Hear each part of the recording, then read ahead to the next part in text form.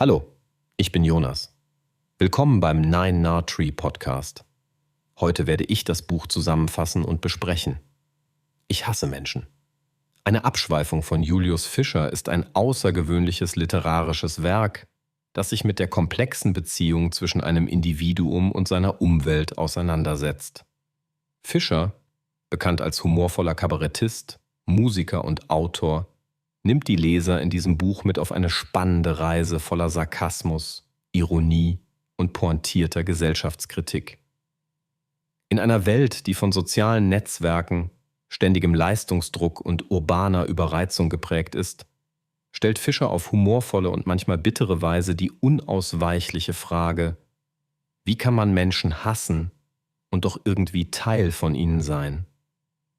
Das Buch ist weder ein reines Manifest des Pessimismus noch eine polemische Abrechnung, sondern vielmehr eine Sammlung intelligenter Essays, Beobachtungen und Alltagsanekdoten. Dabei gelingt es dem Autor, seine Abneigung auf so witzige Weise darzustellen, dass jeder Leser ein Stückchen Verständnis für seine Sichtweise bekommt.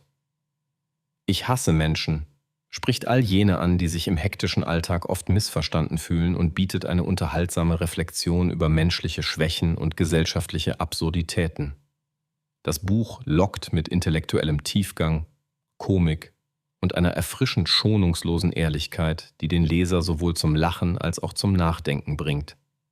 Ich werde Ihnen die wichtigsten Erkenntnisse aus diesem Buch mitteilen. Erstens: Alltagsbeobachtungen. Die Absurditäten menschlichen Verhaltens.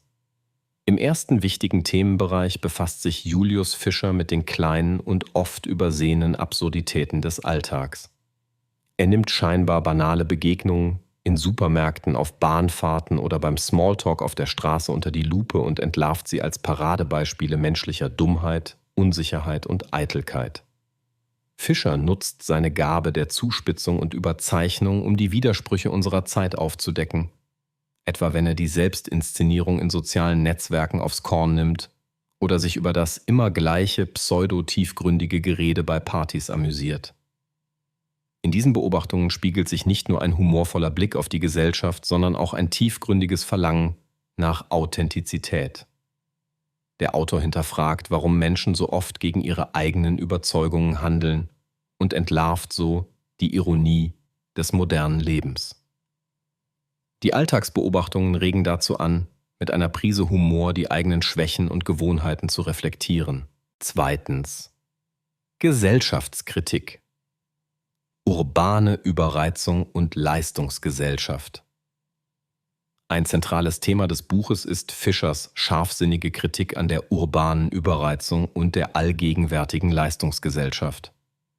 Der Autor analysiert pointiert, wie der ständige Druck, erfolgreich und beliebt zu sein, die Menschen entfremdet. Ob Berufsalltag, Freundeskreis oder soziale Medien, überall wird gemessen, verglichen und bewertet. Fischer beschreibt, wie dieses Klima von Konkurrenz und Selbstoptimierung ihn misstrauisch macht und ihm das Gefühl gibt, nicht dazuzugehören. Besonders spannend ist, wie Fischer diese gesellschaftlichen Mechanismen mit seinem persönlichen Empfinden verknüpft. Er verdeutlicht, dass sich viele Menschen zwar nach Zugehörigkeit sehnen, aber gleichzeitig unter dem Druck leiden, nicht zu genügen. Seine ironisch distanzierte Haltung entlarvt gesellschaftliche Normen als oftmals oberflächlich und fragt, ob echter Kontakt in einer optimierten Gesellschaft überhaupt noch möglich ist. Dieses Thema regt zu einer kritischen Selbstbefragung an. Inwiefern sind wir selbst Teil dieses Systems und wie können wir uns daraus befreien? Drittens: Humor als Bewältigungsstrategie. Ein besonders herausragendes Merkmal des Buches ist der gezielte Einsatz von Humor als Bewältigungsmechanismus. Fischer versteht es meisterhaft, auch in schwierigen und ernsten Themen den Witz zu finden und dadurch eine gewisse Leichtigkeit zu erzeugen. Er beweist, dass Humor nicht nur ein Schutzschild gegen die Absurditäten des Lebens ist, sondern auch ein Mittel, um Distanz zu wahren und trotzdem authentisch zu sein. Die Fähigkeit, Eigenarten der Mitmenschen mit einem Augenzwinkern zu kommentieren, macht das Buch für viele Leser identifizierbar und tröstlich. Fischer beschreibt, wie das Lachen über sich selbst und andere dabei hilft, den eigenen Frust loszulassen und schwierige Situationen zu entschärfen. Dabei stellt er den Humor nie als reine Flucht dar, sondern als kreative Strategie zur Selbstermächtigung. Das Buch zeigt, wie man mit einer gesunden Portion Selbstironie schwierige Menschen, Peinlichkeiten und Missverständnisse gelassen nehmen kann. 4. Selbsthass und Selbstakzeptanz. Ein weiteres wichtiges Thema ist die Auseinandersetzung des Autors mit sich selbst.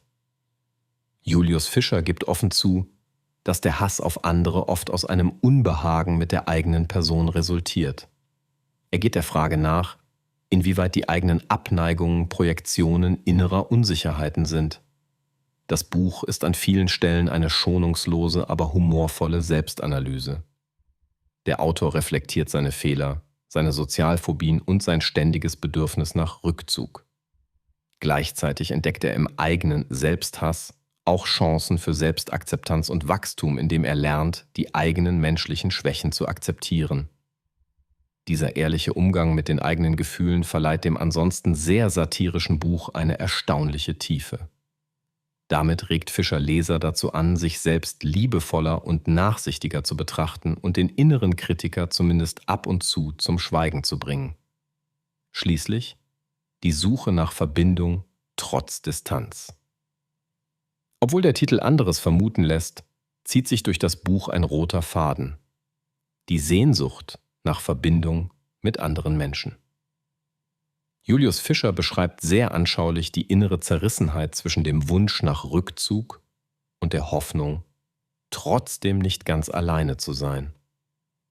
Er erzählt von Freundschaften, die trotz oder gerade wegen Andersartigkeit Bestand haben, und von der Bedeutung kleiner, ehrlicher Gesten im Alltag. Fischer findet in den unscheinbaren Momenten des menschlichen Miteinanders Trost und zeigt, dass es manchmal genau diese scheinbar banalen Begegnungen sind, die Bedeutung für das Leben haben. Am Ende bleibt das Buch eine Liebeserklärung an die Menschlichkeit, trotz aller Widersprüche. Fischer lädt dazu ein, die eigenen Schwierigkeiten mit sozialem Kontakt als ganz normale Facette des Lebens zu akzeptieren und darin sogar kleine Glücksmomente zu entdecken. Zusammenfassend: Julius Fischers Buch Ich hasse Menschen. Eine Abschweifung ist weit mehr als ein humorvolles Gesellschaftsporträt. Es ist eine ehrlich sarkastische Reflexion über das Menschsein zwischen Ablehnung, Überforderung und Hoffnung. Wer sich oft von der Welt überfordert fühlt, Frust an Mitmenschen verspürt oder Verständnis für die Tücken des Alltags sucht, wird in diesem Buch viele eigene Gedanken wiedererkennen. Besonders für Großstadtmenschen, Sinnsuchende und Fans skurriler Beobachtungen ist das Werk eine Inspirationsquelle. Fischer zeigt, dass es vollkommen legitim ist, sich von gesellschaftlichen Normen distanzieren zu wollen, und gibt seinem Publikum einen wertvollen Denkanstoß. Wir müssen nicht perfekt sein, um dazugehören zu dürfen. Das Buch lädt dazu ein, die eigenen Macken liebevoll zu betrachten und die Absurditäten des Alltags nicht zu ernst zu nehmen. Im Vergleich zu anderen Büchern überzeugt es durch den einzigartigen Mix aus Satire, Alltagspsychologie und schonungsloser Ehrlichkeit. Fischers pointierte Sprache, die Balance von Selbstironie und Tiefe sowie die Fähigkeit, in der Zumutung Menschlichkeit immer noch Wertvolles zu entdecken, machen dieses Buch zu etwas ganz Besonderem. Wer nach einem Buch sucht, das sowohl zum Lachen als auch zum Nachdenken einlädt, sollte sich für Ich hasse Menschen entscheiden. Es bietet mehr als reine Unterhaltung. Es hilft dabei, sich und andere zu akzeptieren und dem Leben mit einem Augenzwinkern zu begegnen. Wenn Sie unterstützen möchten Julius Fischer, können Sie das Buch über den Amazon-Link kaufen, den ich in der Podcast-Beschreibung angegeben habe. Lassen Sie mich nach dem Lesen des Buches wissen, was Sie davon halten, und teilen Sie Ihre Gedanken mit. Bis bald.